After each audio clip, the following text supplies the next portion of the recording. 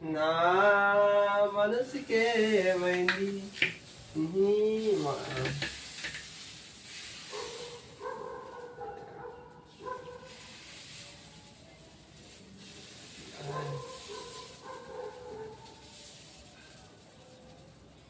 Okay,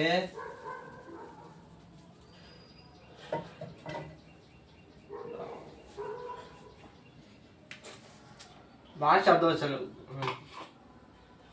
ఇత్తగ నూనె వేసుకొని, కొద్దిగా నూనె వేసుకొని అట్లాగే తీసుకొని కొద్దిగా రోస్ట్ చేసినాక కొద్దిగా కారం, తగినంత కారం వేసుకొని చుట్టూ వేసుకుంటే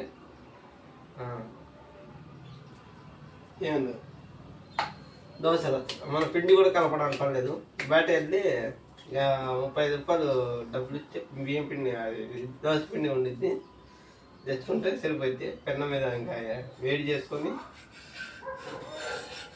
కొద్దిగా వేడి ఎక్కాక అట్లా కాడ తిట్టాలని లేపి ఇట్లా తిరిగి ఎత్తే చాలు, దోశ అయిపోయా. ఆ చిన్న క్లాసు నేను వేయలేదు పిండి దీంట్లో.